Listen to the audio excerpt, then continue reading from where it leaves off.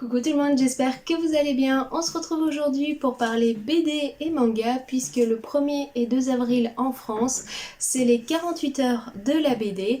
Et durant cet événement-là, vous pouvez retrouver dans pas mal de librairies participantes des ateliers, des masterclass, des rencontres avec des auteurs ou des dessinateurs de BD en général, ainsi que sur le site internet où vous avez souvent des masterclass ou des rencontres. Donc je vous mets le lien juste ici en barre d'infos si vous souhaitez vous rendre sur le site internet pour faire les rencontres avec les différents auteurs mis en avant. Et en plus, durant l'événement, donc durant ces 48 heures-là, généralement vous retrouvez donc plusieurs titres à 2 €, des tomes 1 pour découvrir de nouveaux univers. Cette année n'est pas n'importe quelle année pour l'événement puisqu'on fête cette année les 10 ans. Et pour les 10 ans de l'événement, au lieu d'avoir 10 titres à 2 €, ils en ont sélectionné 15. A savoir qu'aujourd'hui vous retrouvez en plus de la BD du manga. Et en plus de ça, vous allez avoir de la BD pour tout âge, autant du très jeune enfant jusqu'à des BD plus adultes. On va pas perdre plus de temps dans la présentation des 48 heures de la BD, mais je vais vous présenter les titres sélectionnés cette année pour 2 € et on va commencer par l'univers manga. Le premier manga que je vais vous présenter n'est autre que Iruma à l'école des démons, qui est encore une série en cours. On a dépassé le tome 10, mais là vous pouvez y découvrir donc le tome 1. Pour l'histoire rapidement, vous faites la rencontre d'Iruma, un jeune humain adopté par un démon.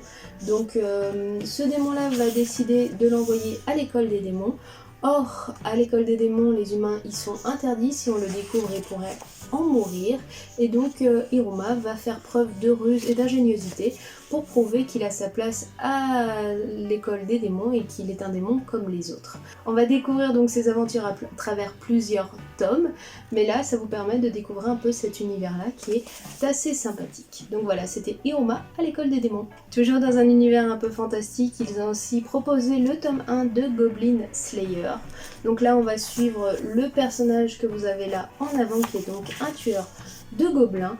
C'est assez rare pour un chevalier de son niveau puisqu'il est aventurier de classe argent. Généralement les gobelins sont plus des créatures qui sont des quêtes de débutants, même si les débutants arrivent souvent à ce qu'ils meurent durant ces quêtes-là.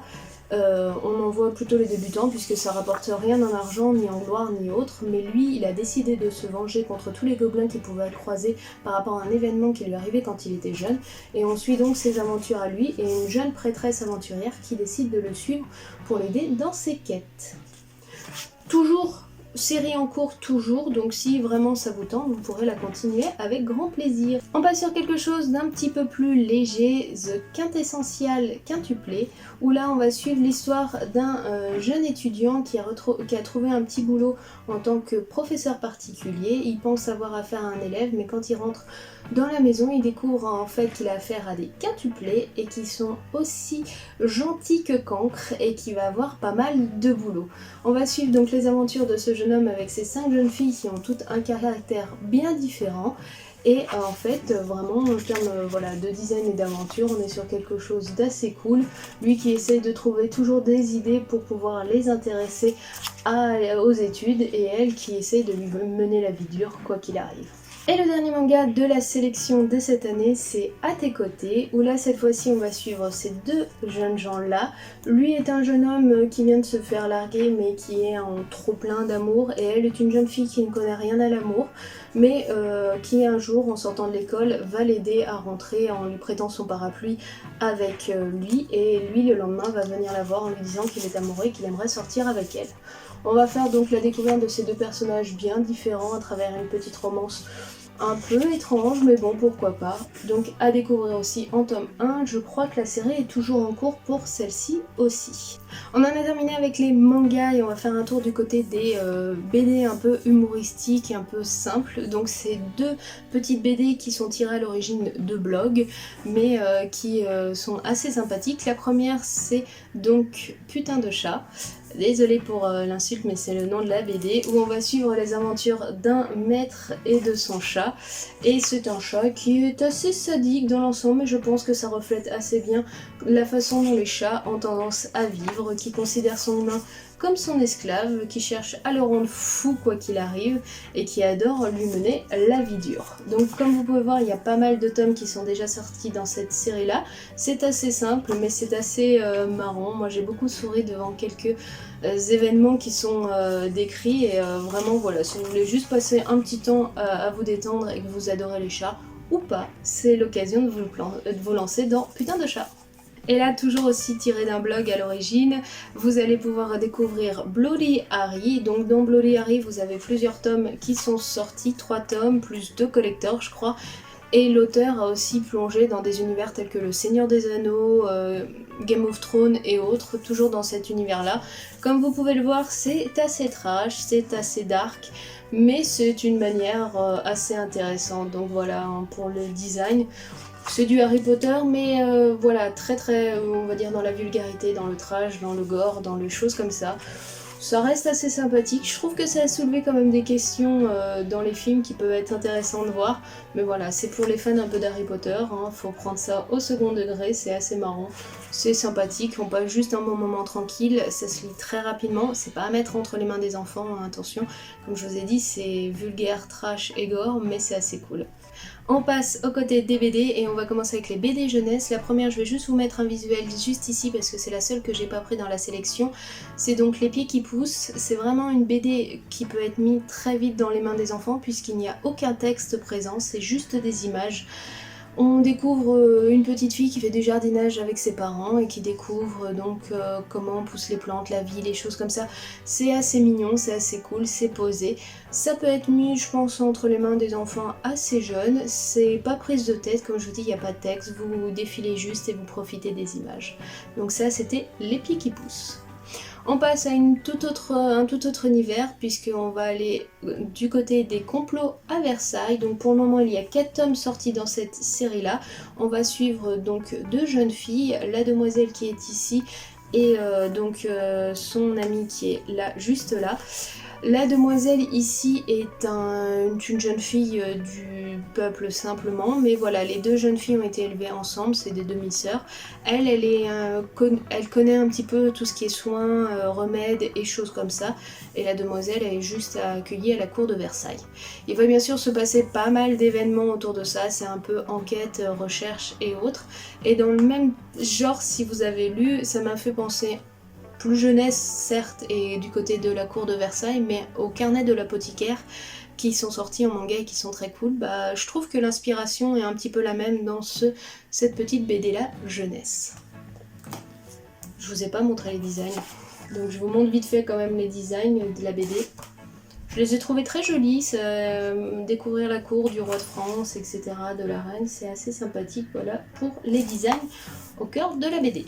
On passe sur Les Géants. Donc Les Géants, c'est l'histoire d'enfants particuliers. Donc comme vous pouvez voir, ils sont 6, il y a 6 tomes, où on va avoir la relation entre un enfant et un géant en particulier. L'histoire est toujours basée sur la jeunesse. Je trouve qu'il y a un petit côté très écologique et autres. C'est des enfants qui ont des dons particuliers, il va leur arriver des aventures et leur connexion avec leurs géants à eux et la rencontre avec des ennemis. L'histoire est plutôt cool, vous traversez un bon moment et il y a une petite réalisation écologique à la fin qui est très intéressante. Tout à la fin de la BD, vous faites la rencontre avec les autres personnages et leurs géants qui les correspondent. Donc ça peut être assez cool si vous souhaitez vous plonger dans cet univers-là, BD jeunesse, mais assez sympathique. Toujours en jeunesse et en 6 tomes, cette fois-ci c'est l'univers de Nin. Donc vous allez faire la rencontre de cette jeune fille, Nin, qui a été découverte enfant au cœur du réseau de métro parisien par 2 ouvriers, qui a grandi au sein du réseau parisien de métro, qui connaît toutes les rails par cœur, mais qui est donc en quête un petit peu de son histoire, d'où elle vient, etc.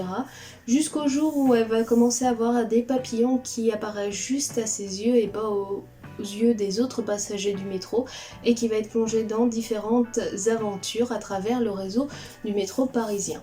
La BD est un petit peu sombre par moments, mais ça reste assez sympathique, ça reste de la jeunesse, un petit peu au même niveau qu'un Sorceline ou autre. Il y a un côté rite initiatique qui est très sympathique, et l'univers développé à travers ses yeux est super sympa. Donc à découvrir si vous le souhaitez. C'est terminé, c'est en 6 tomes qui sont déjà sortis. Donc ça, c'était l'univers de Nin. On reste dans la jeunesse, mais cette fois-ci on va faire un tour du côté de Sixteen. Donc Sixteen, si je me trompe pas, pour le moment on est à 3 tomes. C'est l'histoire d'une jeune fille qui vit seule avec sa mère. Son père a disparu depuis quelques temps. Elle voit 3 fantômes dont elle a fait la découverte sur une plage. C'est des fantômes pirates. Et lors d'une visite dans un musée pour le tome 1, elle va décider de rechercher les trésors des pirates pour pouvoir aider sa mère qui est en galère financière et peut-être pouvoir essayer de lui dire qu'elle est à la recherche de son père et qu'elle aimerait en apprendre un peu plus, même si ça risque de rendre plus difficile la relation entre ces deux femmes-là. Une belle découverte entre une adolescente et sa mère, les relations parents-enfants et surtout la découverte de son passé qui est très important et ça reste sympathique et les 3 fantômes sont super cool. Donc à découvrir aussi si vous le souhaitez, c'est Sixteen et pour le moment c'est en 3 tomes. On commence doucement à migrer sur de la BD un petit peu plus adulte et cette fois-ci c'est une réécriture encore une fois de l'île au trésor, mais cette fois-ci elle s'appelle Jim Hawkins, elle est en 4 tomes. On va découvrir l'histoire de l'île au trésor mais à travers des personnages anthropomorphes. Le design est vraiment sympathique, ça retrace assez bien l'histoire de l'île au trésor. Donc je n'ai jamais lu l'île au trésor, je l'ai découvert à travers le Disney La planète au trésor, mais j'ai retrouvé pas mal de références, donc je pense que ça respecte assez bien l'écriture de base. Le design est vraiment cool, les personnages sont super sympas et bien choisis je trouve en termes d'animaux qui les représentent. Donc si vous êtes fan et vous souhaitez découvrir l'histoire de l'île au trésor, c'est peut-être le moment de vous plonger dans la BD Jim Hawkins. Donc c'est le tome 1 à 2 € et les 3 autres que vous pourrez redécouvrir en librairie, je pense autour de 16 €. Cette fois-ci, je vous présente des BD beaucoup plus adultes. On va souvent suivre des personnages historiques dans leurs univers et la première BD que je vais vous présenter c'est Samouraï. Donc Samouraï, vous allez suivre forcément un samouraï durant le Japon et on va suivre son histoire. Donc je l'ai pas encore lu celle-ci, mais en termes de design, je suis pas fan de l'univers tout ce qui est japonais et autres samouraïs et culture japonaise, mais le dessin est très sympa et l'histoire a l'air assez cool. On va suivre donc ses aventures à ce samouraï là et en découvrir un petit peu plus sur son univers. Donc je vous la présente rapidement. Je ne peux pas vous en parler plus, il n'y a pas de résumé, mais voilà, donc vous en retrouverez aussi la BD Samouraï. Vous allez aussi retrouver la BD Marshall Bass, donc là c'est l'histoire d'un marshal noir. On se retrouve en Arizona dans les années 1875, donc je vous laisse imaginer que c'est assez rare de retrouver un homme de loi à la couleur de peau noire. Le premier récit, c'est l'histoire donc de ce marshal là qui est en poursuite d'un gang donc de personnes de couleur de peau noire qui ont à leur tête un homme blanc et qui dévalisent les banques. Il va réussir à intégrer le groupe, sauf qu'il va être découvert, etc. mais qui va décider de poursuivre ses règles. C'est une BD assez sombre qui met en avant le racisme, la vie des hommes de couleur à l'époque, la façon dont l'homme blanc le considère, etc. Il y a des morts et des choses comme ça, donc ça reste vraiment une BD très adulte dans l'univers Far West, mais j'ai trouvé très profonde et très intéressante de développer cette histoire autour de ce marshal noir et du respect qu'il impose malgré toutes les difficultés qu'il vit, etc. Donc c'est une série qui est encore en cours, le tome 8 doit paraître, mais voilà, vous avez donc là les 8 tomes, les 7 tomes qui sont déjà sortis, et si vous êtes fan un petit peu de Far West et de culture et de façon de percevoir le monde, je vous invite à lire Marshall Bass, c'est assez prenant.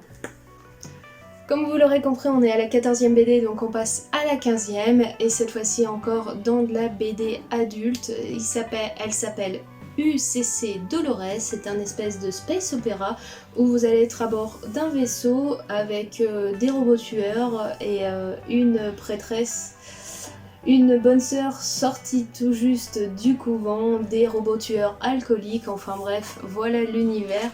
Vous allez traverser l'univers effectivement à bord de ce vaisseau-là et découvrir son équipage à travers toute son histoire. C'est assez sombre, c'est du space opéra, on y passe quand même des bons moments, vous souriez, mais voilà. Donc c'est une série aussi qui est toujours en cours. Pour le moment, vous avez 4 tomes qui sont sortis, donc 3 tomes du cycle rouge dont le tome 1 fait partie et 2 tomes à part, donc un qui est sorti et un qui doit paraître. Donc voilà pour la dernière BD adulte. Si vous êtes fan de tout ce qui est un peu space opéra, aventure dans l'espace à bord d'un vaisseau avec un équipage complètement farfelu et différent, hétéroclite, je vous invite à découvrir USCC Dolores, qui est un univers assez bien développé, très beau, et dont les personnages sont quand même pas mal attachants. Et voilà les amis, c'était un petit peu long mais 15 titres à vous présenter rapidement, je les fais vraiment dans les grandes lignes. Vous pouvez les découvrir dans n'importe quelle librairie, donc pendant les 48 heures de la BD et au-delà s'il reste du stock, puisque c'est un stock qui est très limité. C'est des titres à 2 € donc ça vaut le coup de se lancer des fois dans la découverte de certains titres, même si vous savez pas trop si ça va vous plaire. Pour 2 €, c'est l'occasion de découvrir de nouvelles choses, d'ouvrir de nouveaux horizons. Il y en a pour tous les goûts et pour tout âge, c'est ça qui est assez sympathique. Moi personnellement j'en ai lu une grande partie, j'ai pas mal apprécié beaucoup d'univers. Pour les mangas, je trouve que la sélection est plutôt cool, on s'attache vachement aux univers. Genre Goblin Slayer, je l'aurais jamais testé avant et me plonger dans le premier tome, j'ai vraiment apprécié l'univers.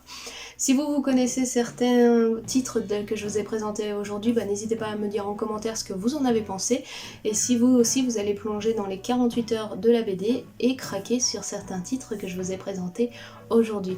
En tout cas, je vous remercie d'avoir suivi la vidéo. Nous on se retrouve très bientôt pour d'autres vidéos. En attendant, je vous souhaite une très bonne journée, très bon week-end. Profitez bien et on se retrouve très bientôt. Allez, ciao, bye bye!